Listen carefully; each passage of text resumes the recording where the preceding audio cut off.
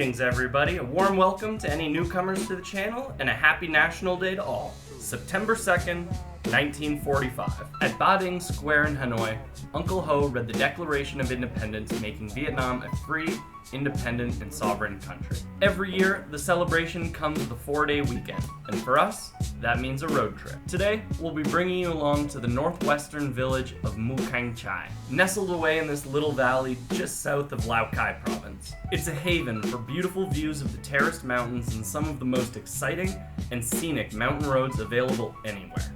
And so, let's hit the road.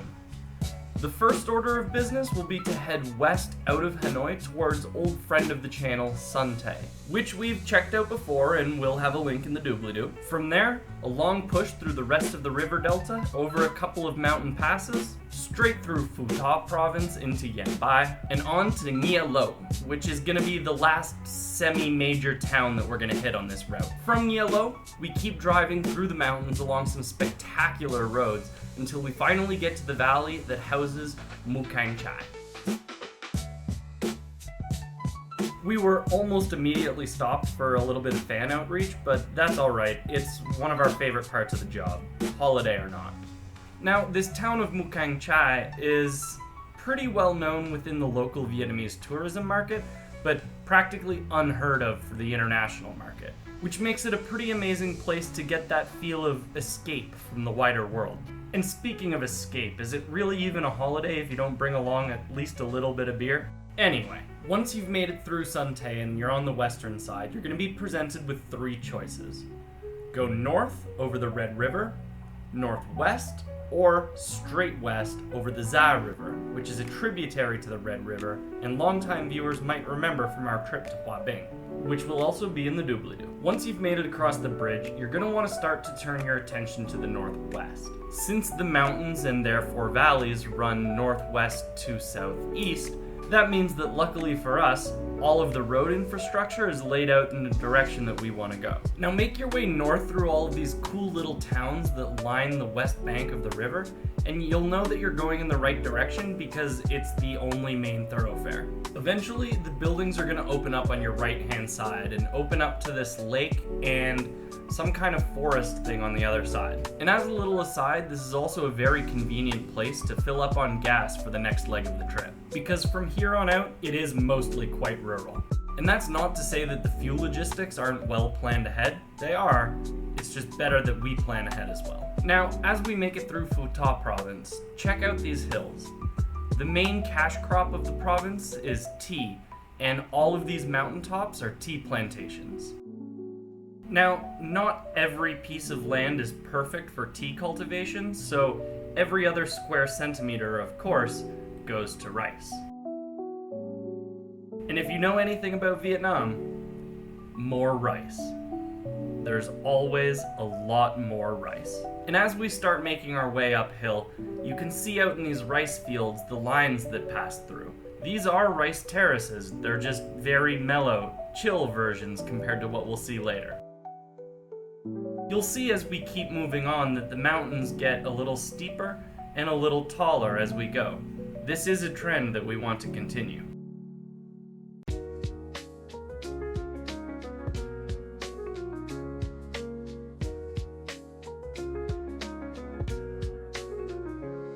Now just look at how blue that sky is and how green those fields and mountains are. That is just not something you get staying in the city. You know what they say, kids. When the stresses of life are getting you down, go out and touch rice. Now, look at just how idyllic these hills are. The first thing that came to mind when we came around the corner was that it looks as if you took an AI trained on nothing but pretty places and asked it, "Hey, Mr. Robot, what is the perfect place for a human organism to be happy and healthy?" This is it. Anyway, we're going to follow this road on the left down into and across the valley, because that town, Nghia Lo, that we're trying to get to is on the far side of those mountains in the background. So apparently this region is not just big on tea. It looks like it's also the plywood capital of Vietnam, because eventually all these sheets are going to get fused together and shipped off for construction use. Cinnamon is the other big crop up here, but unfortunately we didn't get it on video. And remember that after you're all dusty and dirty and sweaty and greasy, washing your face in a nice clean mountain stream will make you feel like $1,000,000. So take advantage of it while you can, because you do not want to be doing that downstream. But the open road's still calling for us, so now that we're adequately hydrated, caffeinated, and nicotinated, let's get back to it. This is just after the intersection where we decided to go north. If we'd continued going west, then we would have ended up in the same region as we went to in our previous trip to Tassua, which will also be in the doobly-doo. And while these roads are nowhere near as insane as some of the ones we'll see later, these big, wide, flowing turns up and down the mountain can be some of the most fun to drive. But you have to always make sure to keep an eye out for traffic, especially those young buffaloes, as both the rural and the urban variants can cause problems with traffic. And while it was hectic getting out of Hanoi, with streets just full of traffic leaving the city for the big holiday, once you get out this far, it is nothing but smooth sailing. That being said, do keep your wits about you. These turns can be quite sharp, and it's very easy to move over into the other lane. And don't get too distracted by the beauty that you come across around you. Hey, is that a Biahoy Hanoi all the way out here? Anyway, most of the roads out here are quite good. Not all of them are amazing, but the vast majority you'll be able to keep up a good speed and not have to be too worried about speed bumps or potholes. And for those outside of Vietnam watching this and don't get that unfunny joke, these on the road here are not speed bumps. They are just lines painted on the road to make people think there are speed bumps there. Actually, they might be there to make people aware of the incoming sharp turn after a long straight road. Now that I think about it, if somebody can educate me on that, that'd be nice. Well, now we're about to head up over our next mountain pass, and if you do this, you will forget how many mountain passes you've gone over. It is to be expected.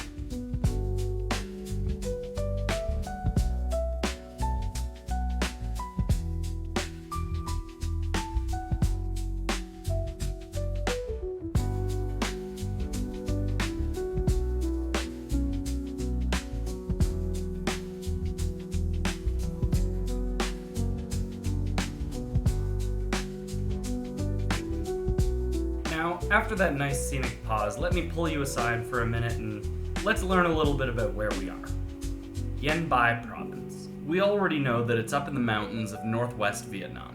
Yen Bai is surrounded by 6 other provinces, and while I'd love to tell you more about each of those now, they're all inevitably gonna get their own episodes, and probably multiple, so you can just wait for those. The province is a namesake of the capital city, Tang Pho Yen Bai, which is not a huge city. Now, let's take a quick look at the ethnographic breakup of the province, or what people live where, as it becomes kind of interesting later for maybe an unexpected reason. And for this, we're going to turn to this absolute literary banger brought to us by the People's Committee of Yen Bai Province, the Vietnam Improved Land Governance and Database Project. First, we have the King, the main ethnic group of the country, and basically everyone that you'll meet in the cities, coming in at 46.3%. Next up are Tay at about 18.3%, Thao at 11.3%, interestingly, Hmong only at 11.1%, and finally Thai at 7.2%. And you're probably thinking to yourself right now, but dog, those don't add up to 100%. And you'd be right, but we don't have the time to go over the other 5.8% now. Because we've got places to go, things to see, snacks to eat, trees to pee on, and we can't just relegate all of our time to academic pursuits. At first, we couldn't understand why this whole valley basin had a hobo-lifting aroma wafting around, until we realized that we did get some of the cinnamon harvest on camera. And it basically just stank of delicious fresh cinnamon for like kilometers in every direction, which gave the place a real nice layer of personality that I wasn't expecting, but was very welcome.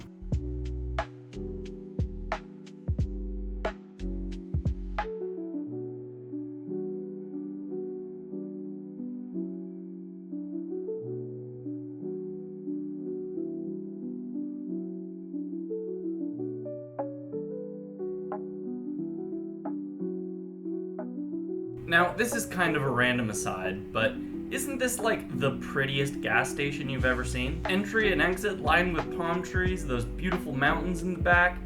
I'd pump that gas. Now, as it turns out, this valley that houses Yen Bai is way bigger than we ever could have expected just by looking at it from satellite. But this big ol' electrical substation and the fact that each of the villages are getting closer and closer together as we go means that we have to be coming up on some kind of population center sometime soon. Then, as we came across these buildings and it looked like we were starting to come into a real town, we were back into the rice. And more rice. And so much more rice. Although it totally makes sense when you consider the mountainous terrain and the fact that Vietnam is still the world's 5th largest producer of rice. Then, when we finally did make it to Yen Bai, the interns were way too focused on trying to find a store that sold playing cards that they'd forgotten when packing that they also forgot to take any video of the town. So instead, let's carry on. And a trigger warning for those watching as it may shock and disturb you. But what we found next was more rice.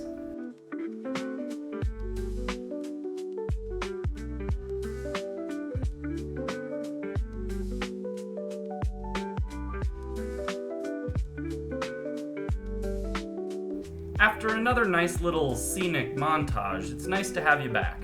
Now, let's talk economics.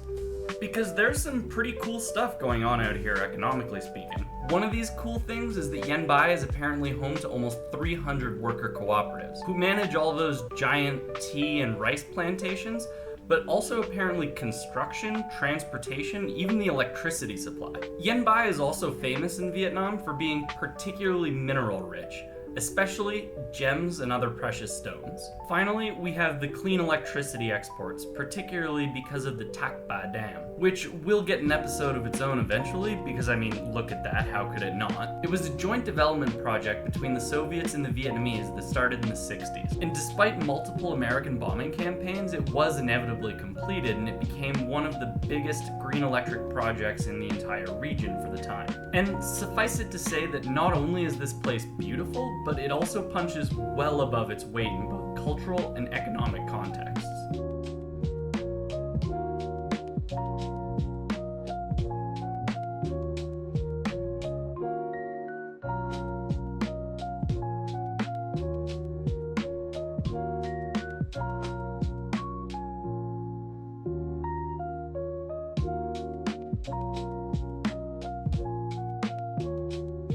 As you might have been able to tell from the last couple of shots, this stopping point generally delineates between where we're going to be seeing rice fields versus rice terraces. And yo-ho, it's a terrace life for me.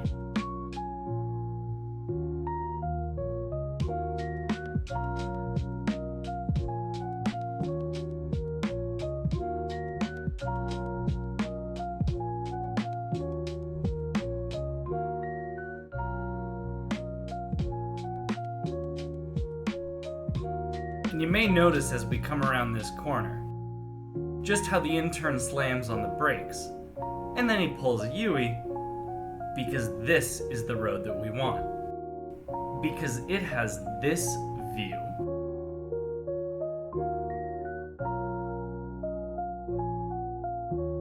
Maybe you can see that big stream, or perhaps you'd call it a little river, that's running down from between the canyon. If you take that bridge across over there, you'll see that it comes out of the canyon as a really nice waterfall with an almost too perfect swimming hole at the bottom. But if any of you, dear listeners, end up coming here on your trip, please make it a point to stop at this picturesque swimming hole. And remember to keep us in mind so our souls can be vicariously cooled through you. But we had a schedule to keep, so no soul cleansing dip for us.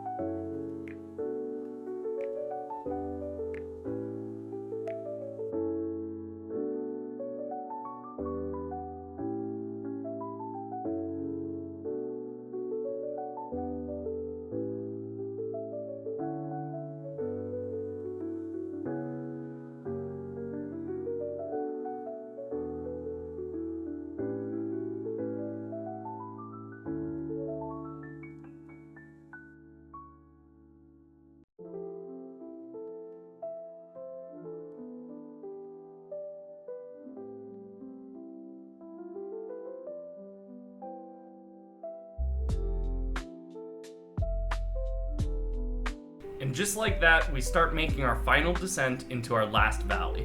It's only a few more kilometers to go, but before we can make it there, need a quick stop at the corn and gasoline station.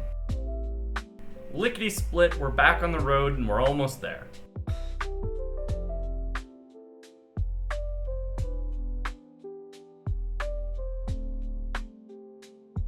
A couple of more lefts, a couple of more rights, and we are there.